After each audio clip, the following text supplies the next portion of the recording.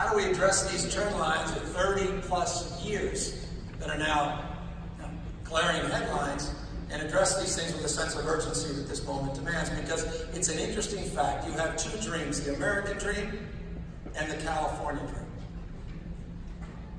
With all due respect, there's no Kansas dream. Forgive me, there's a new governor, it may change, but it's an interesting fact. There's no other state attached to a dream. It's interesting, right? The California dream. But what is it predicated on? One thing, you know this: social mobility. And we put so much sand in the gears of social mobility that truly the dream is in peril. I don't think it is wrong to call this moment a crisis moment. I think we're lazy with that term or word, and I don't like to use it often, but I think we are in a crisis. Crisis of confidence, crisis of affordability. The California dream is in legitimate peril. When the headlines of so many of the news networks are the U-Haul trucks going to not just Austin, Texas, but, Nashville, Tennessee, Portland, Oregon, Seattle, Washington. That suggests something ain't right. And it suggests we've got to do more to address this issue. We are 49th, 49th out of 50th in per capita housing units. This is not that complicated. This is about Econ 101. It's called supply demand. We are not building enough supply to meet the demand. So we're as dumb as we want to be. We are. I saw a billboard, by the way, down on the 405. Any of you been down on the 405? I didn't say much more. So, there's a billboard that says, "You're not stuck in traffic."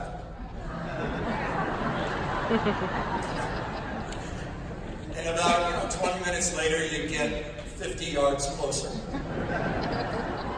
And you realize there's something else in parentheses below that blazing headline. You're not stuck in traffic. In parentheses, underneath, in small type, it says, "You are traffic."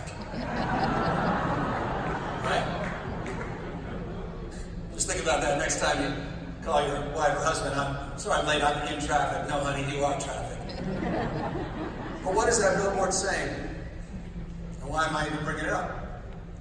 It says nothing more than this: society becomes how we behave. We are our behaviors. The world we're living in happened on our watch. Our watch. Society becomes how we behave. Not conditions. It's decisions.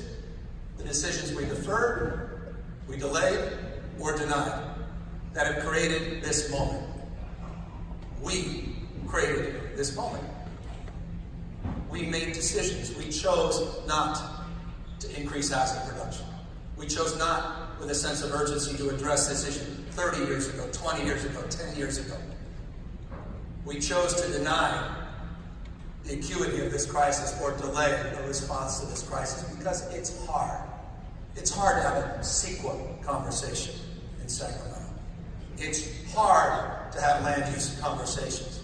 It's hard to present a bill like Scott Wiener as presented and discuss the issue of how and where we build housing, because not everyone supports that. They want housing, just not here, not there, over there. I got mine. Why did we move into this community, Bob? Because we love this community. Single family homes, big backyards. We got ours. What about your kid that's still living with you, 28 years old? You don't want them to leave as much as you want them to leave. You don't want them to leave because, maybe they go out where, Uncle Bob and Aunt Cindy went when they moved the family out of California. You're scared they may join them in another state. Why? Because they can't afford to live here. Hell, they can't even afford to live in the house they grew up in. And it's not like the 28-year-old kids aren't working hard. They are. This is serious. I'm not just income inequality, it's wealth inequality. What's the greatest asset for wealth building? I mean, you live it, you get it.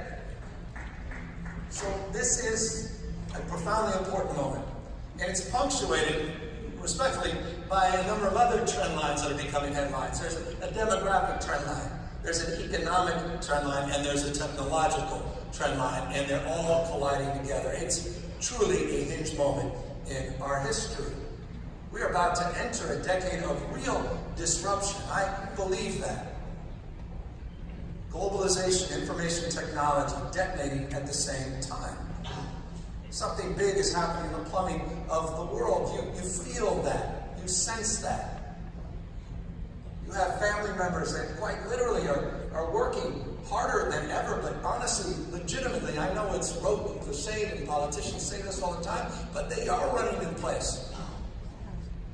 They're working at TaskRabbit, doing a little side gig, for Postmates.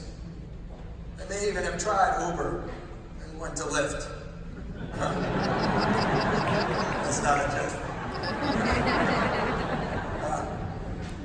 But one thing they don't have is workers' comp. One thing they don't have is health care. One thing they don't have is health insurance at all, any type of retirement security. They feel more anxious if they're working their tails off. Something big is happening in the plumbing of the world. We're going from something old to something new, contingent work, peak time workers, all these new platforms being created, more jobs being created, but lower paid jobs with less security, more anxiety. I was just reading the history of Youngstown, Ohio. My God, we all have to reread that history. Vibrant community, homeownership at record highs, vibrant middle class, income stability, 1950s, marked a point of pride in our nation. September 1977, everything changed like that when their steel got shut down. And it actually created, I didn't know this, maybe you do, but we did not have a vernacular around regionalizing depression. A regional depression was formed. Economists came up with the term regional depression. That depression led to higher rates of suicides, more spousal abuse. And the irony of irony, in that region, they built 4 prisons in the 1990s because crime rates increased with foreign steel. It marks so much of this moment, doesn't it? I mean, that was, and I'm not here to get into an ideological prism. I'm not naive. 26 counties in California went for Donald Trump. And by the way, just because he supports something doesn't mean it's wrong. I said that. The converse of that is certainly true as well.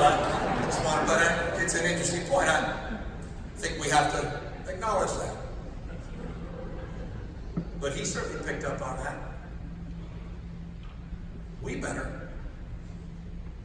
I mean, we're living in 2 different worlds.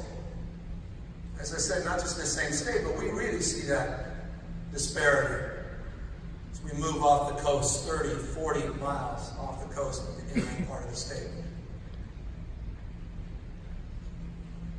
The United States of America is manifesting in this state more acutely than anywhere else. Someone said to me the other day, said, California is America, only more so. In every way, shape, or form. All the good and all the challenge. I also said, California is where the future happens first. Which is important as well. So, if it was decisions that brought us to this point, it's decisions that can get us out of this moment. And that framework, I think, comes from this paradigm.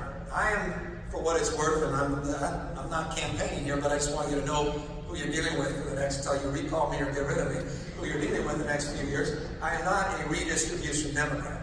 I am a pre-distribution Democrat. I don't begrudge other people's success. I admire it, and it enlivens me to see and witness success. I think that's a positive affirmational frame. But for me, it's about growth and inclusion. And I say that, and I think the vast majority agree, regardless of political stripes.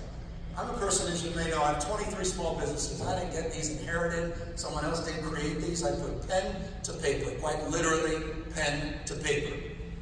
Wrote business plans, managing general partner, restaurants, hotels, wineries, all up and down the state in 8 different counties. And I'm not saying that to impress you, but to impress upon you a passion for entrepreneurialism and business creation. But I will also say this: businesses cannot thrive in a world that's failing.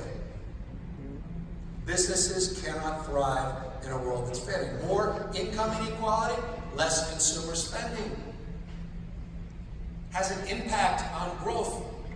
It's about growth and inclusion. And we have to deal with the fact that we haven't focused on an agenda to substantively address the lack of inclusivity in our growth that we've experienced in the last decade, not only in the state and in this nation. And that drives my why.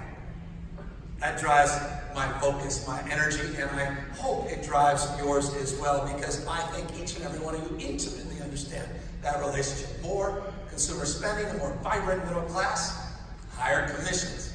Not necessarily gross commissions, but in the aggregate, more sales, more property being transferred, more transaction taxes, allow us to invest our growth virtuously. And so I want you to know we are deeply committed to trying to address these issues in a comprehensive way. And I want to just thank you. I'm not going to belabor your time